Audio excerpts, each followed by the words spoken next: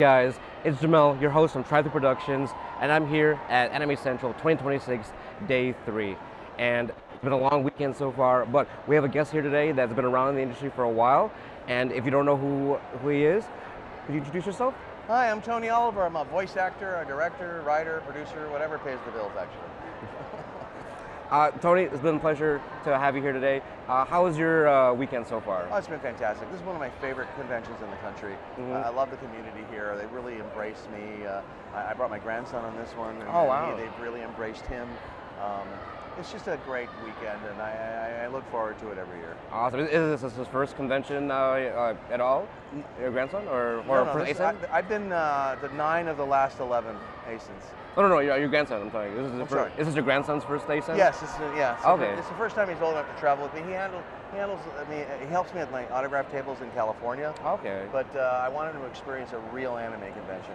Oh, All wow. we've done is these little fan cons, which are fun, but they're not what this is. And I wanted him to embrace the community, and he's really enjoyed it, yeah. Well, I'm glad that he's having a good time this Yeah. weekend.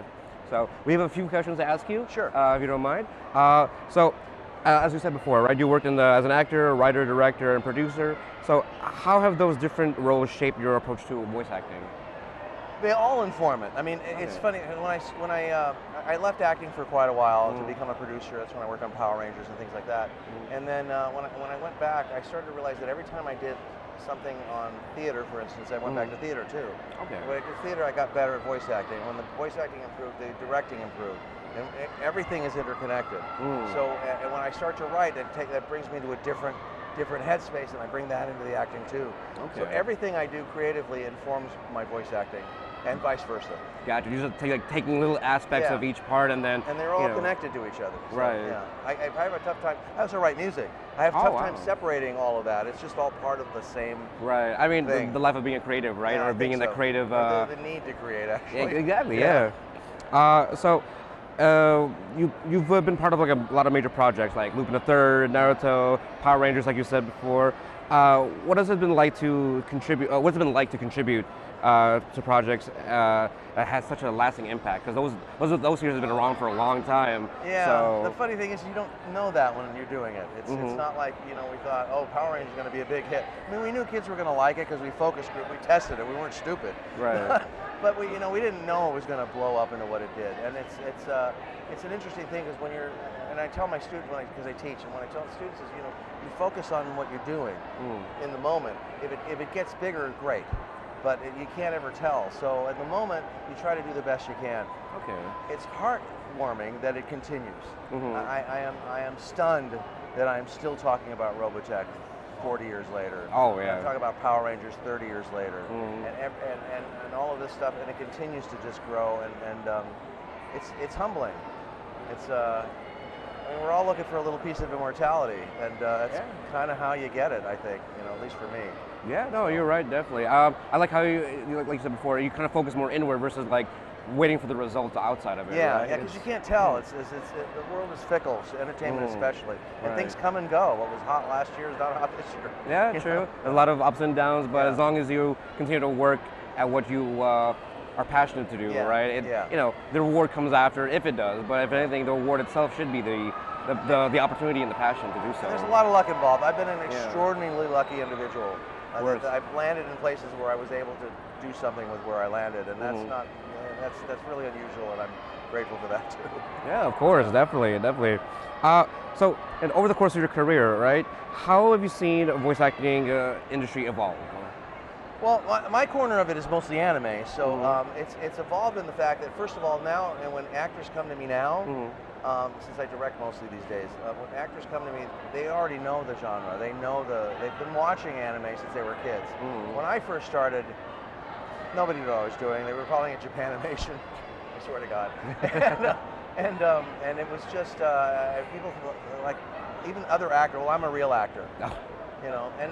Which is weird. And so what's happened is as the genres evolved, as video games came into play, we started bringing more cinematic stuff into animation. The acting's gotten more sophisticated. The actors have gotten better. You have to be better to get into it now than you used to be when I first started. I had very little competition. There was maybe 30, 40 people in LA that did what we were doing, and now there's thousands. and thousands, and they're all good at it. Right. So so that's been the evolution. Technology's helped a little bit. Okay. And understanding in anime, a deeper understanding here of the Japanese culture, so that when we're playing these characters and presenting them to the audience is more receptive. They understand what they're seeing. They get that this is a cultural translation, and then use that to enjoy it. So it's a sophistication of the audience, more sophistication of the writers, and then the technology has grown to the point that it allows it to be affordable, so we can actually do it. Right. Yeah, I mean, definitely. There's been, I guess you'd say, like, there's a lot more prep time now. Or a lot of people have been doing more prep time to get into the roles, and like you said before, they're consuming, they're coming in to already consumed the media as well. So also, when I first started, we were on tape. So you record a line, and then you wait while they rewind it, and then bring it, and then listen, and then rewind it. So there's a long time between takes. Yes, yeah. Now with the digital technology, if I have an actor who's just right there, I can just go right away. Go, just do it again. Okay. And we can do that because we're not on tape. We can move it in wherever we need it. That's true. That allows us to get a much better creative flow in the studio. So I can bring the actor, or when I'm acting, I can bring myself through the journey without having to remember what we did 5 minutes ago. No, true, definitely. So with so much experience in the field, what advice would you give to someone hoping to build a long-term career in the industry? Well, the first thing I tell people is that if you want to be an actor, be an actor. Okay. You don't have to be paid to be an actor. Acting is a calling. It's like music, art. It's something that you have to do, that you feel a need to do. So embrace that. If you want to be a voice actor, be an actor first. Okay. Especially now. Most of the voice acting is going far away from that cartoony stuff. There's a lot. I mean, SpongeBob is great, and Tom Kenny's one of the best actors out there, but that's not the style that's coming up right now. It's much more cinematic, a much more, even for the kids, Family Guy has influenced even that stuff. So be an actor first. Okay. If you want to work in anime, watch anime. Embrace it, learn the tropes, all of that stuff, and then find a community of actors that you can practice and play with, because that's how most people come up now. They don't come up individually, they come up as a group, and they all help each other, which is the lovely thing about this generation of actors. And they're much more community than competition than we were when I started. That's a lot more involved, I'm guessing, they're right? involved with each other, but they help each other. In voice acting, I've never seen, the only place in theater or acting where I've ever seen someone go, no, I'm not right for that part, but my friend is. You never see that in film or theater. They're all going, no, that's my role. And that part of it's because roles are hard to get, but they're hard to get here too. So it's just a difference in community, which is why I love where I landed. Right. I wanted to be an EGOT, and I landed here, and I'm so grateful that this is where I landed. Yeah. That's awesome to hear. Well, it's been a pleasure to have you on. I have one more question, just for you. So, looking back, right, what has been the most rewarding part of your career so far?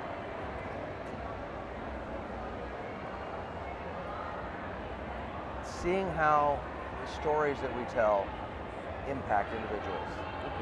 See what it means to them, how it might have helped them through a situation,